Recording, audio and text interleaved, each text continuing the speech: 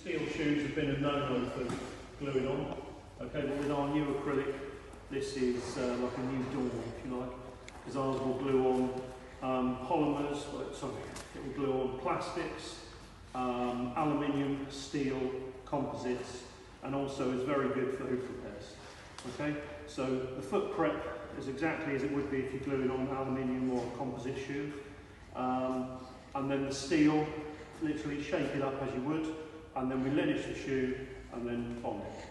Okay, so if somebody wouldn't mind warming this foot up a little bit while I linish the shoe.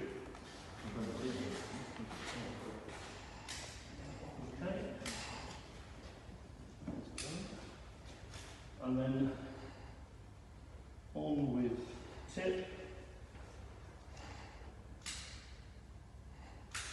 Squeeze a bit out. And we might as well just heat gun this a bit. You should have warmed this up before.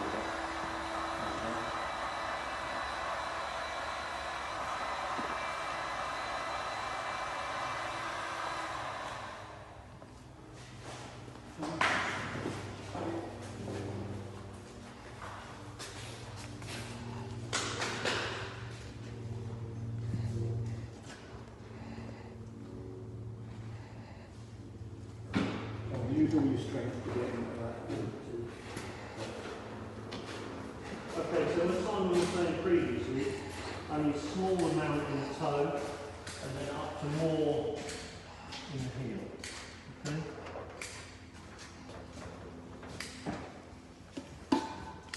You want to make sure you don't get any sole pressure. The main reason I think people have problems when gluing on and having lameness issues directly afterwards is through sole pressure.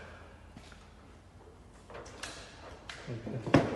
So then what I also do then is just run this around so that you get full attachment of the acrylic and the steel. Just like that. Same here. Okay. All right.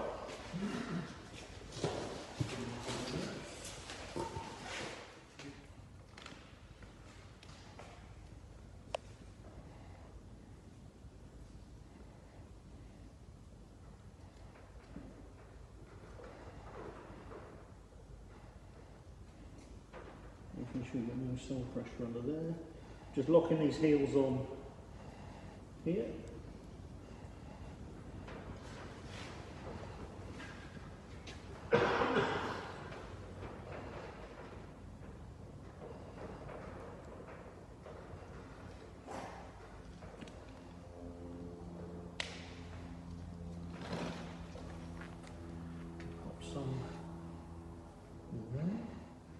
I would say one of the differences with the acrylics is the polymers you could see, you do have to stop playing about with it, otherwise you wreck the job. Yeah. Whereas acrylic, you can keep working on it until it stops, being malleable, and you won't do any harm. You mustn't start shifting the shoe about after a while.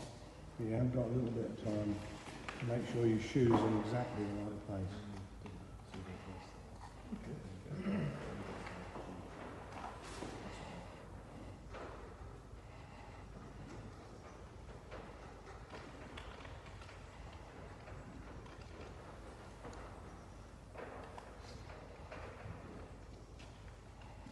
Okay. Did you use all of that tube on that? No, just about half. Okay. You get about a pair out of it. Yeah. And is that just good fortune they've got studders in?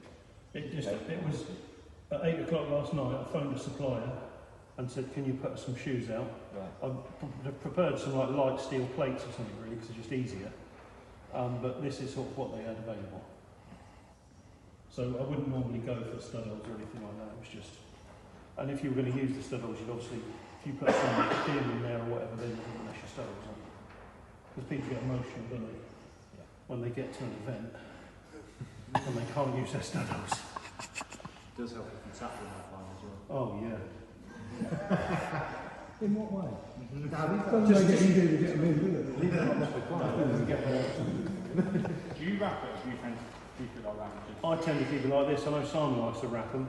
I've had mixed emotions with wrapping of steel shoes, well, just shoes in general often. Yeah. Well, people can get, if it's good, people can get carried away and skid them, Yeah.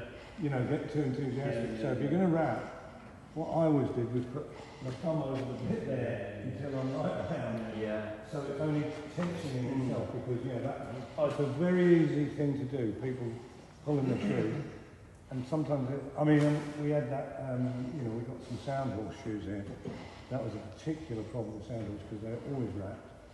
And people would unwrap them and then look at the shoe and it's screwed round. Too late to do anything. Early days, I just had some horses that didn't like the sound of the wrap, and I had a couple who would lose their shit after that. But that was the only reason, really. So I suppose you've got to stand there with a leg up for longer, whereas with your method, you have to put down quicker, or is it about the same? Because you can't put it down. No, we didn't. That was the thing with sound horse, and still is, that you do about 50 wraps and you can put it down and nothing's going to move it. You would have to do the same. I only go around 3 or 4 times. I'm more just getting a cleaner finish, keeping dust off. Yeah.